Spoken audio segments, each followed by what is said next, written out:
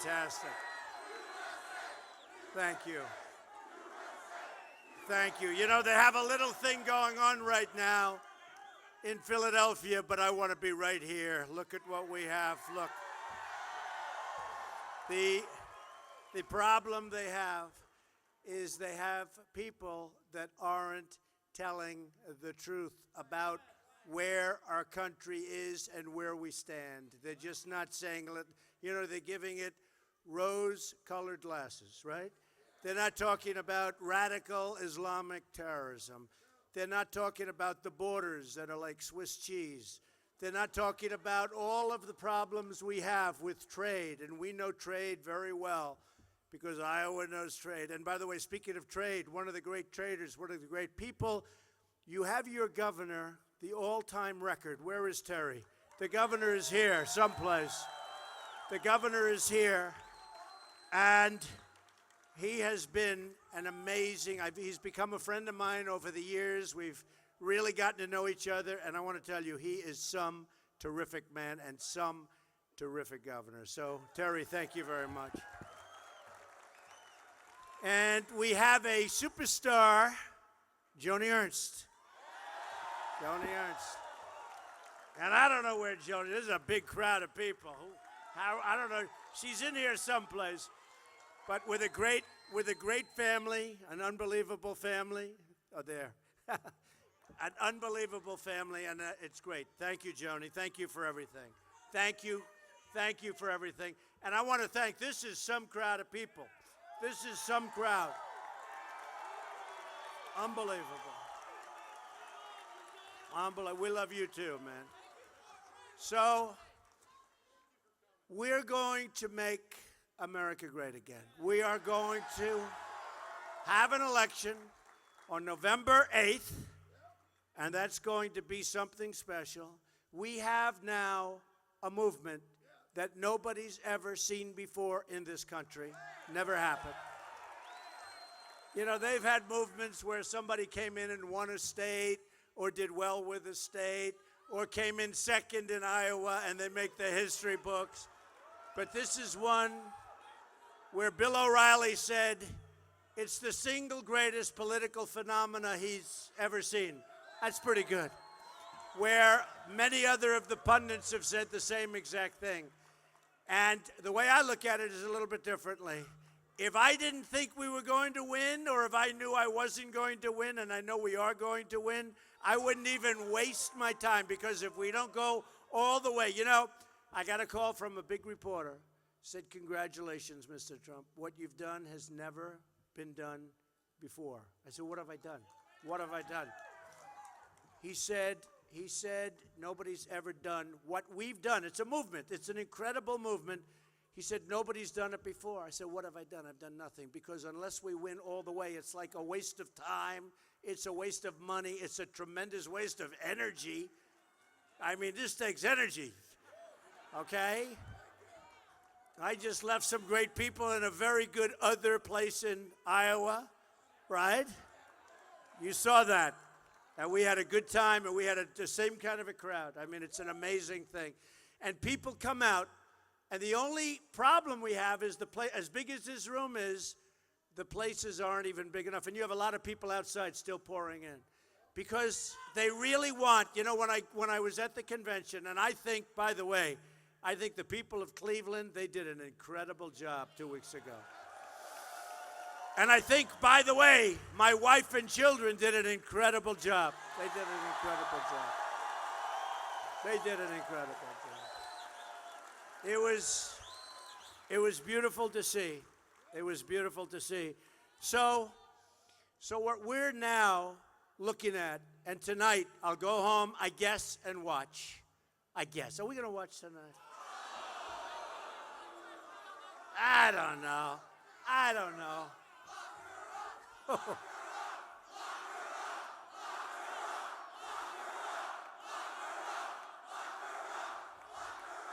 So let's do this. Let's do this. On November 8th, let's just win. That's the best. November 8th, we're going to win. All right? November 8th. So a lot of things have happened. and a lot of things are being said. And I watched last night, and boy, do you need a thick skin. How would you like to be me watching that garbage last night? Man, I mean, I was hit by every side. And I told the story just a little while ago. I wanted to hit back. I was going to hit back. I was going to say, take each one on. I know every one of them. I was going to take each one on. A friend of mine who's a governor, great guy, great politician, but a great guy. I said, you know, they said so many things about me, most of which, not all of it, a little bit of truth there, I guess, but most of which is a lie. I said, I'm going to hit this one. I'm going to hit that one. And they said, friend, he said, Donald, don't bother. Nobody cares. Don't bother. He said, you only have one person that you want to go after, and that's crooked Hillary Clinton. That's crooked Hillary Clinton. True. And I said to him, I said, yeah, but they said things that were terrible, and I don't like it. And they have an audience, and I don't like it. And they lied. They told so many different lies. And I said, look, I have to, for instance, as an example. I was going to say, I was going to say friend or foe. It turns out to be a friend. Turned out to be a friend. Friend or foe? I always point, I say friend or foe. But some of our friends are a little bit noisy, right? But that's great. Great. It's so good. It's so good. Do we have a great country? Right? We have a great country. But we're going to make it greater than ever before. We're going to make it safe. We're going to build up our military. It's depleted. We're going to take care of our great veterans. We're going to repeal and replace Obamacare.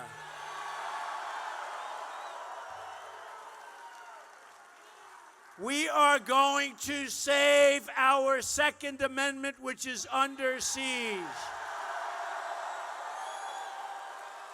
We're going to get rid of Common Core, a disaster, and we're going to bring education locally. And you know what? We're going to strengthen up our borders. We're going to do so many things. We're going to make great trade deals. You know, one of the reasons I got elected, because everybody talked about Indiana. First of all, Mike Pence is doing a great job. Great guy. As soon as I met him, I felt good about him. I felt really good about him. But I went to Indiana, and they had an air conditioning company. You know who it is, right? Carrier. And they announced, he says Oreo. Well, that too, right? But what happens is but it's only them. I mean, look, I could talk about 1,000 companies. They're leaving our country. They're moving to Mexico. They're leaving our country. They're going to other places. We're not going to let it happen any longer. They're firing their employees. Then they make their product. They sell it across the border, which, by the way, will now be a very strong border. They sell it across the border. They sell it to the same place that they left. And nobody benefits, I will tell you, in this country. We end up with unemployment. We end up with no taxes. Mexico gets our business, all right? Oh, we're going to build a wall. We're going to build a wall. We're going to build a wall. We're going to build a wall. And it'll be a big wall. It'll be a beautiful wall. It'll be a wall that works. It'll be, you know, I don't know if you saw, you probably did, but I got 16,500 Border Patrol agents endorsed me recently. First time in their history that they've ever endorsed a presidential candidate. And I have to tell you, their job is much easier having it the way. Right now, they just stand there and people walk right through, right? With me, they have to work. They got to say, sorry, folks, that's enough. We're not going to do this. But they endorse me. And I asked them when they called. They were such great people. I've known them because I've been there. I went to Laredo. I went to a lot of places that people wouldn't sort of expect to see. And it can be a little bit rough. But these are great people. These are tough people, too. And they're great Americans. They love our country. And what happens is, I said very nicely, I said, how important is the wall? They said, Mr. Trump, you have no idea how important the wall is. It's a tool that we absolutely need. We've got to stop the drugs from pouring in. We've got to stop people from coming in illegally. Now, with that being said, all of us, with that being said, we have people coming into our country. We want them to come into our country, but they have to come in legally. They have to come in legally. We want them to come in, but they have to come in legally. Now, if you know what's going on, you saw where this beloved priest in France, his throat was cut and killed instantaneously, and he was loved. He was loved, and he was killed in France. You saw what happened a week before that. You saw what happened a week before that. You saw what happens in Germany. You see what's going on. The world is crazy. And we have, I just see this article right here. Right here. Look at that. Cain, that's the choice that Hillary made. How bad a choice. By the way, how bad a choice is this if you think? She's trying to get the support of Bernie Sanders, who's exhausted. By the way, Bernie, you know where Bernie is now? He's sleeping. He's exhausted. Hey, who can blame him? I mean, the guy, I was surprised, though, because in terms of legacy, there's no movement like we have. Nobody has our audiences. Nobody has our crowd. Nobody has even close. In terms of legacy, however, he would have had a far greater impact and legacy had he not made a deal. Really. He made a deal with the devil. He got nothing for making the deal. And he got a vice presidential candidate that was against, like, most of the things that he was talking about, which is really great disrespect. That's why I actually think a lot of the Bernie Sanders people we're going to get. We're going to have the Bernie Sanders people. I really believe that. More than people understand. And we're going to have a tremendous Democrat crossover. We're going to have a tremendous crossover of Democrats. And we saw that in New York. We saw it in a couple of places. In New York was interesting. So I win New York in like a landslide. Isn't it nice to know for you? Like, I know the people of Iowa well, and they know me well, but the people of New York really know me, and I won in a massive landslide. Isn't that nice? When they know you when you win? I mean, you know, you ever see these guys where they know you and they lose? That's not good. So I won like in this big, beautiful landslide. But we're going to have something very special here. I think that, I don't know, there's something about it. And I don't know if you know this. I'm a big customer of John Deere, okay? Big, millions. Sadly, I spend millions of dollars with John Deere, and it's a great company. But what happened, and I just see this, so it says, Cain urges president to allow more Syrian refugees to resettle in the United States. Okay. Today, U.S. Senator Tim Kaine, a member of the Senate Foreign Relations Armed Services Committee, wants to have more, think of it, more Syrian refugees pour into the country. Now, Hillary Clinton, you won't believe this, Obama is letting them come in by the thousands. We don't know who they are, where they come from. There's no real documentation. You can't really prove it. So Obama is letting them come in by the thousands. Hillary Clinton wants 550%. You know, the press likes to correct me. So I've been saying 500% more. And they said I'm wrong. I said, oh, here we go again. I'm wrong. And they said the real number is 550%. I couldn't believe it. Can you believe it? Hillary Clinton wants 550% more to come into our country. We don't know what the hell is going on. And by the way, I spoke to the governor. He's not thrilled, I want to tell you. But you know what they do? They put them all over the country. Nobody even knows where they're being put. So we don't even know what's going to happen.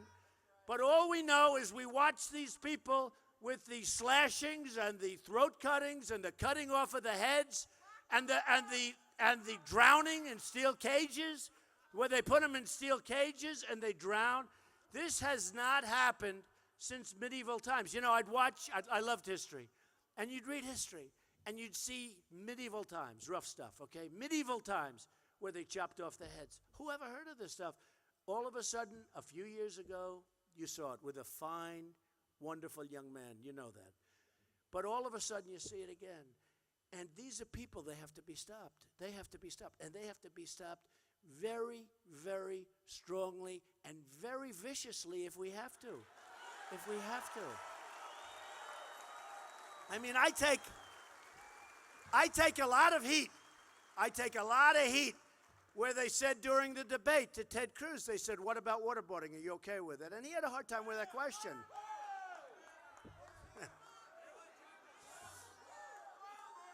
No, he had a hard time. That's a tough question because, you know, for them, for me, I'm not a politician. I say like it is. And they said, and he sort of didn't want to, smart guy, he didn't want to really get into that question. Then they asked me, I said, absolutely. I wouldn't even think about it. Absolutely. I said, don't even think about it. And for those people that say it doesn't work, and you know, one of the reasons waterboarding, because they used to consider it short of torture, okay? In other words, short of torture. And that way they could get away with it. All of a sudden they ruled, of course, Obama's group ruled it's torture and you can't do it. But here's the thing. So they can chop off heads, right? They can drown people in steel cages. They can cut your throats. We can't waterboard. You know, we're playing by different rules, okay? We're playing by different rules. Now, so they asked me about it. I say, no problem. No problem. You have to do it. Because they're chopping off heads, we can't waterboard. And you can just imagine these people from ISIS. They're sitting around eating, and they're talking about how many heads they chopped off, how many people they drowned, what animals they are, what animals. And they say, can you imagine in the United States waterboarding? Okay, waterboarding. Can you imagine? So we've got to start winning, folks. We don't win anymore. We're like the stupid people. We don't win anymore. We're being led by incompetent people. So I watched last night Obama talking about his world, a beautiful world, you know, his beautiful world. He doesn't talk about radical Islamic terrorism. He doesn't talk about the fact that people don't want to fly in airplanes and that people don't want to go to theaters. He doesn't talk about what's going on. I have a friend. He goes to France every year. Like religious. He works. He wants to go to France. He loves France, right? So I call him up. I say, how was your trip this year to France? France? I don't go to France. He said, France is no longer France. What's happening, folks, is very, very serious. And if we're not smart, and if we're not tougher than hell, we're not going to be around so much longer. Don't kid yourselves. Don't kid yourselves. And I watched his speech last night talking about false employment rates, talking about things that aren't in the real world, but not talking about crime, not talking about shooting up policemen, because our policemen and our law enforcement professionals are vital to our country, are vital. Vital. And they weren't going to have them on stage. And then I started. I shouldn't have done it. I should have waited till the fourth day. I made a mistake. I should have waited till they were finished. But I started saying, they're not showing our law enforcement. They're not showing. Well, today I think they're bringing some on stage. You know, it's like the other day, they didn't have the American flag on stage, right? Right? Think of it. They spend millions of dollars on this stage. By the way, I thought our stage in Cleveland was much more beautiful.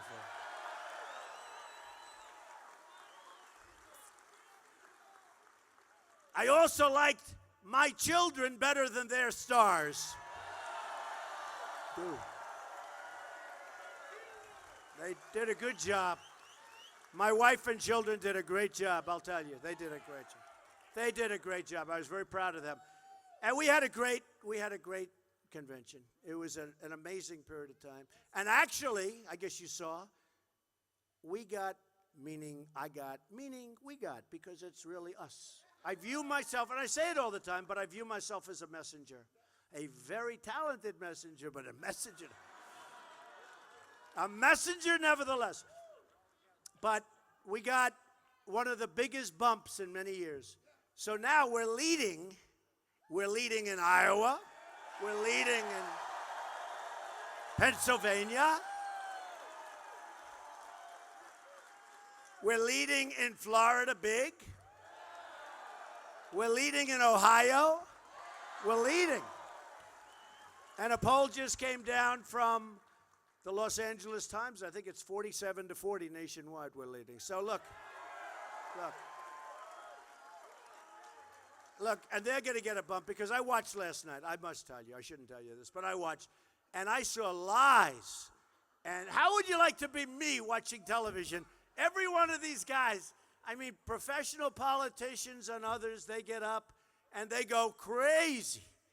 I mean, we have the worst mayor in the United States, de Blasio, who's the worst mayor in the United States, like not even a contest.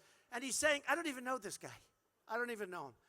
But he's a disaster, if you know what's going on. He's a disaster. I won't say it because I love New York, so I'm not going to say it. But he's knocking me.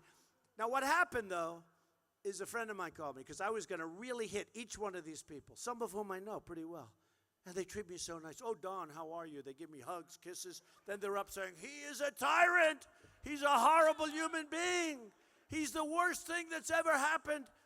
And I said, but he was hugging me and kissing me and talking to me. And I thought he loved me. In fact, a couple of them went up and I said, well, that one I like because there's no way that one can say anything bad about me.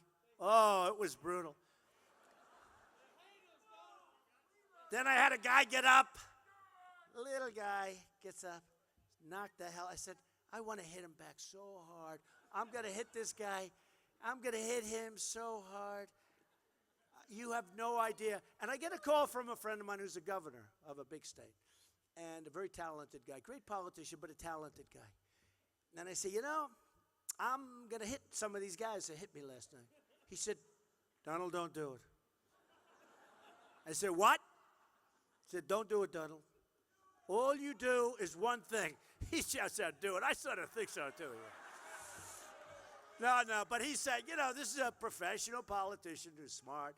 He said, Donald, you have one person to beat, nobody else.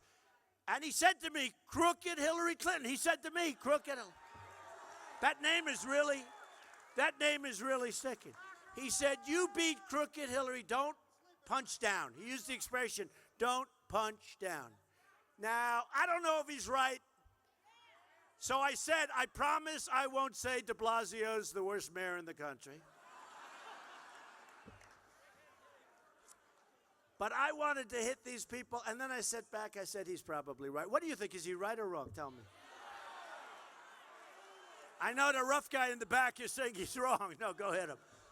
I don't know. We'll see, because, and you know, such lies. And my wife is sitting there, and she's watching, and she's saying, wow. And she knows some of them.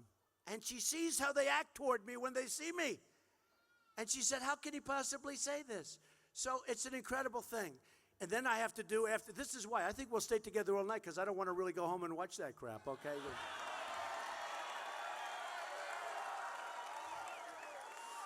So anyway, and so we had a tremendous bump. We're now in first place, and we're leading most of the states. We're leading, you know, most of the states that they call very important states in terms of winning. And we want to win because, you know, our whole theme is Make America Great Again. Make America Great Again. And I'm adding now because of when you look at Nice. How about Nice? How bad was that? When you look at the father, the priest, when you look at the things that are going on, when you look at San Bernardino, where she comes in, probably radicalizes the guy, and they go and they kill 14 people. And by the way, if somebody in that room on the other side had a gun, right? Would have been a whole different story, folks. They were sitting there, no guns, no nothing. The only ones that had guns were the two wackos that did all the shooting. And they threw a party for the birth of their baby. They threw them a party, these people that they killed. They gave them a party honoring the birth of their baby. And then they went back and they killed everybody and many people in the hospital. Or Paris. How about Paris? The toughest gun laws in the world, Paris. Can't have a gun. Toughest in the world, right? They talk about gun laws. What it means is that you're sitting ducks. That's what it means. The toughest gun laws in the world. And they go and they kill 130 people. And I'll tell you, whether it's San Bernardino, Paris, Orlando, how about that? How bad was that? And in that one, they went in, and he went in to kill gays. He went in to kill people in the gay community. It's disgusting. It's disgraceful. We've got to be so tough. We've got to be so strong. We've got to be so vigilant. We've got to be so vigilant. People see that there are problems. In San Bernardino, they had in their apartment bombs all over the floor. People saw that. Why didn't they report them? Why didn't they report them? They didn't do it because they were afraid it might be profiling. Now, you know who told them that? A lawyer. Say, oh, just pretend it's profiling. But that's all it is. A lawyer said that because you have to report. They knew you had to report, but they said profiling. If a community isn't going to report when they know something's going to happen, those people have to suffer the consequences. That's all there is to it. Because we are all sitting ducks, and we can't be sitting ducks. I know a lot of the people in the room, you're not sitting ducks, I'll tell you that. Okay? So we have to get smart, and we have to get very, very tough. And we can't let this stuff happen. We can't let it happen. Now, let me tell you a little bit. So when companies want to move out, more and more companies, I hate to tell you, as we're standing here, people are negotiating from Iowa, but from many other states. I mean, I know. They're negotiating to leave the country. Companies are negotiating to leave the country. They've been working on this deal so long, our politicians in Washington, they don't have a clue. Number one, the ones that do are fully taken care of by lobbyists and special interests, okay? So they're not going to do anything anyway because it works for them. It works, the system. The system is broken. The system is rigged. And I'm the one that first came up with that term because when I won Louisiana, I saw that I was getting fewer delegates than the guys that came in second, third, and fourth. I said, what is this? What do I know? It's the first time I ever did it. So I said, wait a minute. I went to Louisiana. I didn't love the whole thing with the caucus here because I should have won here. I mean, if you didn't have caucus, I would have won Iowa too. I hate to tell you. But when somebody walks into that room and they're grabbed by a lot of people, oh, didn't you know this and that and that and that? Okay, I'll vote for that one. But so I sort of like, you know what I'm talking about too. But I came in second. I did well. But we would have won. And by the way, I hear we're going to really, will you do me a favor? Can I have a great victory in Iowa? Because I want to talk about Iowa. I want to talk about the great victory. And I hate to say this, in New Hampshire, which I won, and I wouldn't have won maybe if I didn't learn the business in Iowa.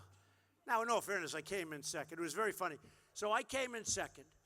And a very good guy who now endorsed me, and he's been great. He's doing well in Florida. He's running for the Senate, Marco, right? Marco Rubio. But Marco came in third. I came in second. And they said, Trump suffers a humiliating loss. I mean, there are 17 people. I came in second, and I never did it before, right? But boy, did I get good after Iowa. Right? Boy, did I get good. I started just running that table. But it was funny. I learned a lot. I learned a lot in Iowa. And first of all, I learned politics a little bit shaky business there.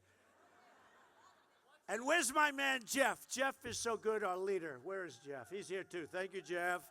Thank you, Jeff. We're going to have such a victory. But, if you think. So, I'm in Iowa, and we're going to take Iowa, and I learn what's going on, and then I go to New Hampshire, and if I didn't spend all of the time dealing with all of the professionals that I was dealing with right here, some of whom are right now in the room, I absolutely wouldn't be standing here right now. But we have to win Iowa this time. No more seconds and no more stuff. Because what happened when I came in second, it was terrible. I came in second, and I said, man, I thought I was going to win it because, you know, I was 7 or 8 points up, and I really was going to win by more than that. And I thought I was going to win it. And I came in, and the newspaper said, Trump suffers humiliating defeat. I'm second out of 17 people, right? I said, I mean, it's not like it was a disaster, but they said, Trump in Iowa suffers a humiliating defeat. Marco Rubio, who I now love, okay? It's true. And he's doing great in Florida. And he's going to win in Florida. Okay. Marco Rubio. So they say, Rubio comes in third. A star is born. Brilliant. Unbelievable. No, do you remember? Am I right? I said, wait a minute. I came in second and almost won. I was just this much. So I was humiliated. And Marco, a star was born. I said, what kind of a business is this? This is crazy, right? You remember, am I right? I'm not kidding. I went around for 2 months. Even after I won in New Hampshire, I kept going back to Iowa. I kept saying, what happened? But I will tell you, I learned a lot. I learned a lot. And the people here are amazing. And it wasn't your fault. It was my fault. It was my fault because I did things that were not good, but I learned. You know, it's called you have to learn, right? I never did it before. I never did this. Whoever thought I was going to be doing this, right? I never did it before. I never did it. So, thank you. Thank you. So we have the big one coming up, and when they tell me that what we've done has never been done before, remember what I said.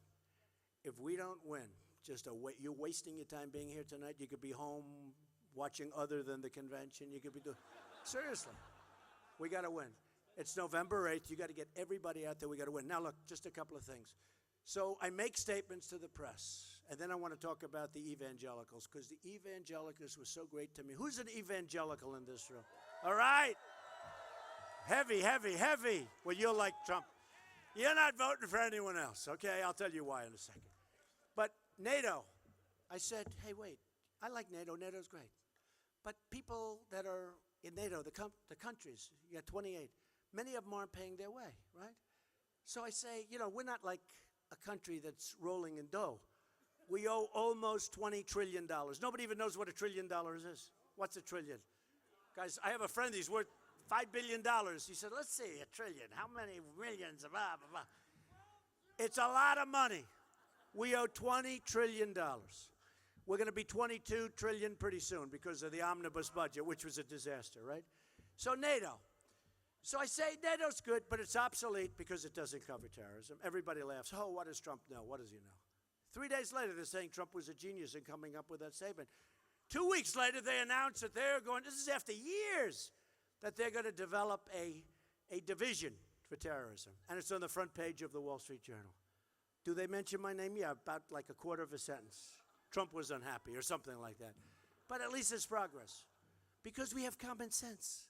I never knew about, I mean, I knew a little bit about NATO, but I've been in business. But we have common sense. We know what we're doing. I also said, same question, asked by Wolf Blitzer of CNN. I said, Wolf, here's the story. It's obsolete because it doesn't cover terrorism. People laughed. 3 days later, one of the top people in NATO said, ha, ha, ha. Then 3 days later says, you know, Trump is right. Because sometimes you're so close to something. You know the expression, you can't see the forest for the trees, right? That's it. They're so close. And now somebody comes along and says, hey, wait a minute. And now they develop, and it's on the front page of the Wall Street Journal, big story, NATO to develop. That's great. But you got to need different countries. I mean, it's a little, it's like different countries. But at least it's a good start. Then I said, many, because I heard this a long time ago, many of the countries that we protect in NATO that we're involved with aren't paying their bills. They're not paying. He says, pay up, suckers. We got a tough group. You're tough in Iowa. Says, pay up. See, in the real estate business, we call them delinquent, right, with the rent. They're delinquent with their rent. Got to pay up. Well, they're delinquent. I mean, think of it. We're protecting these people, and we're protecting these countries, and they have the money, most of them. And if they don't, we do something. I mean, that's one thing. But they have the money. Some of them have a lot of money. But why should they pay up if nobody asks? Now, probably, here's some guy sitting at the head of the country, small country that many of you have never heard of. And they come in, they say, listen, we owe the United States X dollars. And the head says, well, have they asked us for the money? No. Do they want the money? No. Put it away. Why should we pay it? If they're so stupid, why should we pay it? So I brought up the fact that you have many nations that don't pay. Now, here's the way the press covers it, because the press is so dishonest. Ugh. They say, headlines, Trump doesn't like NATO, will withdraw from NATO. They don't say anything about, like, pay your bills, right? Then we had Japan and Germany, Saudi Arabia, right? South Korea, 28,000 soldiers on the line. Wouldn't want to be there, right next to, boom, the madman. So you have 28,000 soldiers on the line, right? But you have all these countries. Now, let's say go back 2 years, because I've been talking about this, but really, who knew that we were spending a fortune on protecting Japan? Did anyone in this room, like 2 years ago, did anyone know? Raise your hand seriously if you knew. All right, that's like 5%. Now people know. Hillary didn't know. She doesn't know anything. Hillary. Did you see where yesterday Hillary Clinton said yesterday, because her trade policies are a disaster, and TPP is not a good thing, I will tell you. It's bad. Trans-Pacific Partnership. But Hillary was totally for it. She said this is the gold standard. And then she saw me on television, I understand. And she heard me talking about it. She says, oh, boy, he's going to clobber me on that. But you can't justify it because there's no monetary manipulation clause. They have nothing. Plus, we should do deals with one country. Instead of all these countries, you got to see the lines. This way. 5,000 pages. And I guarantee you, nobody in our government read it. And those governments, they read every single word, every single comma. It's been analyzed. Every word. Is it plural? We have nobody to read. Just like Obamacare, remember? Thousands of pages, nobody in Congress read it. And now we have a mess. Now we have a mess. Now we have a mess. So here's the story. So Trans-Pacific, we're going to reject. We've got to reject. It will be as bad as NAFTA and maybe worse, and it'll be very bad for Iowa. Now, just so you understand, I want trade. Somebody said back there, they said, do you like free trade or fair trade? I said, I can name 10 others. Here's what I like. I like trade where the United States makes a lot of money. That's what I want. It's very simple. To which some of these conservative eggheads, although I think I'm a lot smarter than they are, but we'll call them an egghead anyway, they'll write in the thing, Donald Trump is not a conservative. Why? Because I want to make money for the country. I want free trade. I want fair trade. I can name 10 different trades. There are many different forms. I don't want to use a name. And actually, they got a kick out of it. What is your trade policy? I want to make money for the country. That's all. It's very simple. In fact, I can see different policies for different countries because countries are different. Not every country is going to be treated the same. Countries are different. Some have lots of cash. Some don't have lots of cash. Some have unbelievable, valuable crops, or they have something that we want. There are lots of different deals you'll make. We want to make great deals for the United States. We're tired of being the stupid people. Okay, so 2 things. I'm going to leave you with these 2 things because this is important. It's only about 200 degrees in this room. The good news is when you finish, you lose 10 pounds. It's great. But let me just tell you, whether you like Donald Trump or truly can't stand Donald Trump, you like Donald Trump, right?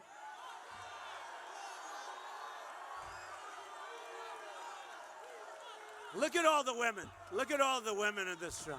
Look at all the women. I don't know. They say I poll so well with men. Men love me. I'd rather have the women like me, to be honest, by far. But I think that's going to be a sleeper. Since when don't they like me, and since when don't I? I have great respect for women, okay? And we're going to have safe borders, and we're going to have strong military. We're going to have the things that they want. But look at all the women in this room, right? Look at all of them. And they have signs, women for Trump. And then I see that I'm not polling well with women. I think we're going to poll great with women, frankly. I really do. Am I going to do okay with the women? Yes, huh?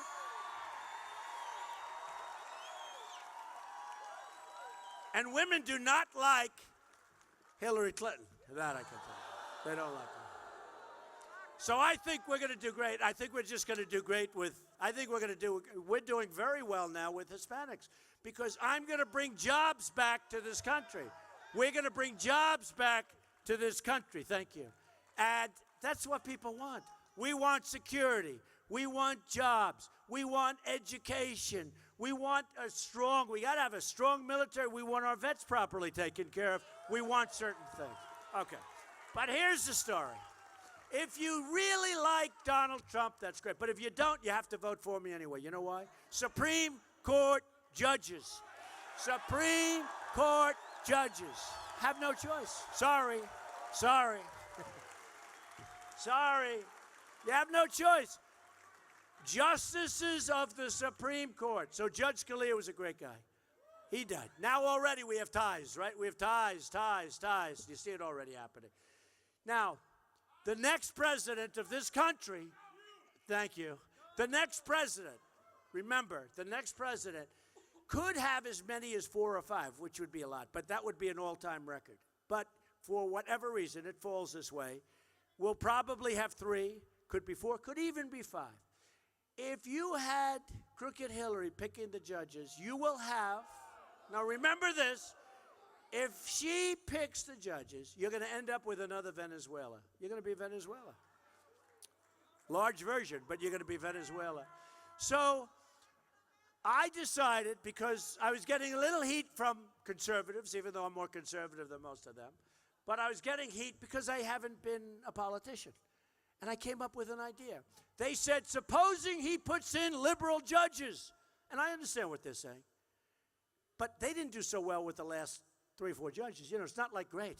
You look at what happened with Obamacare twice.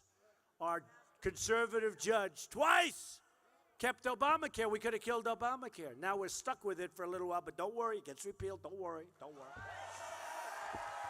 Can't make it anyway.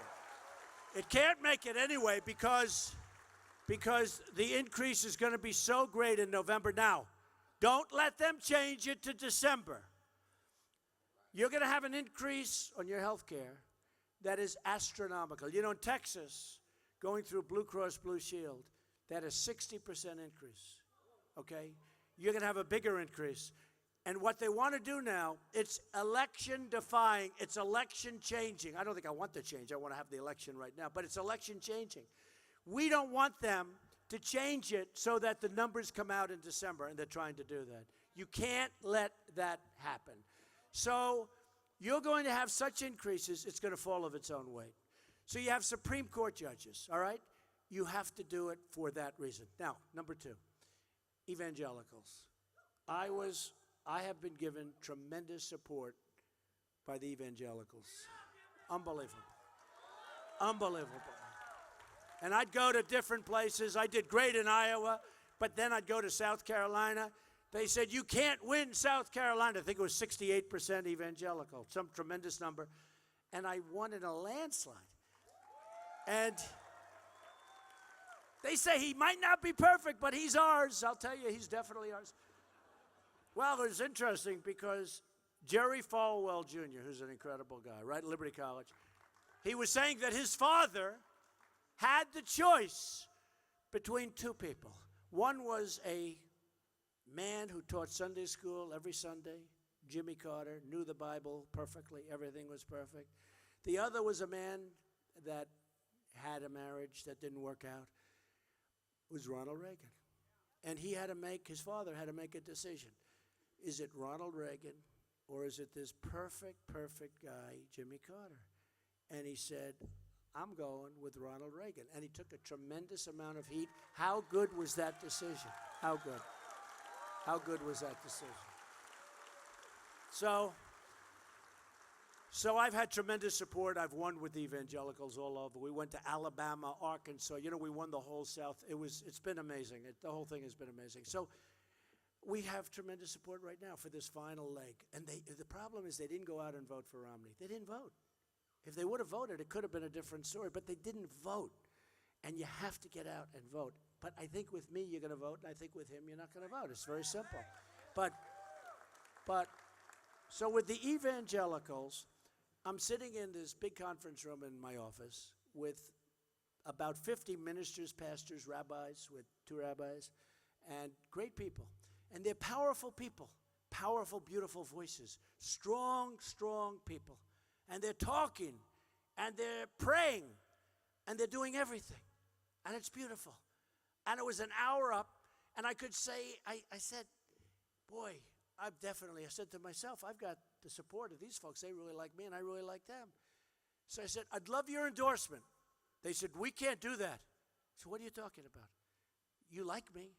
You're not going to endorse anybody else? No way. But we can't do that. I said, why? And they somewhat meekly told me because they don't want to lose their tax-exempt status. I said, wait a minute, what are you talking about? They said in the 1970s, Lyndon Johnson, very powerful guy, strong guy, smart guy.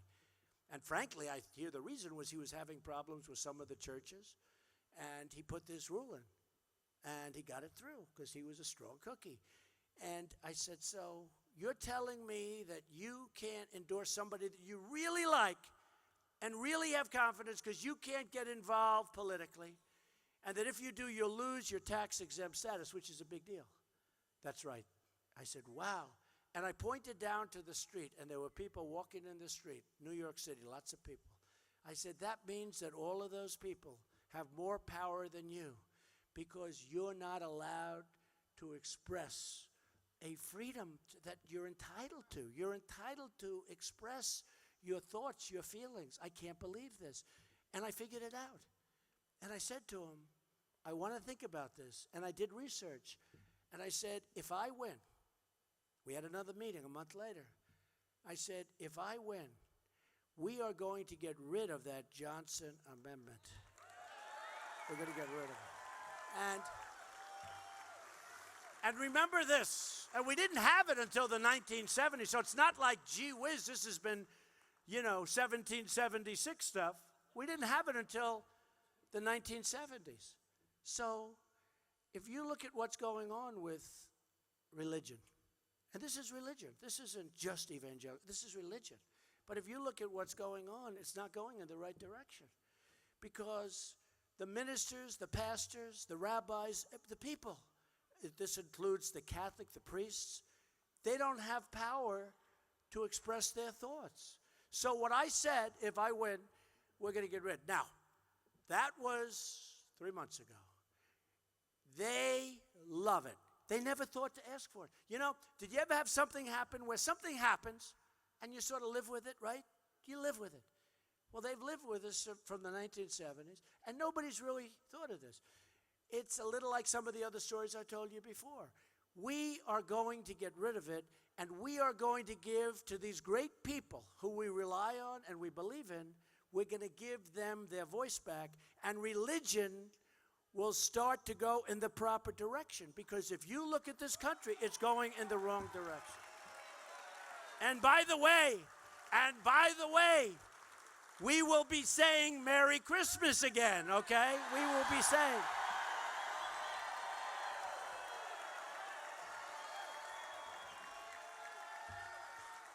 So I just want to thank you all.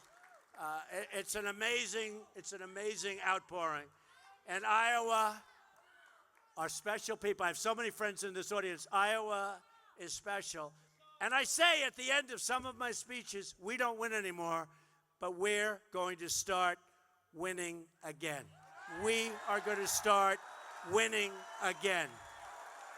We're going to win at every level. we're going to start winning again. Thank you all very much. Thank you very much. Have a good time. Thank you, everybody. Appreciate it. Thank you. Thank you.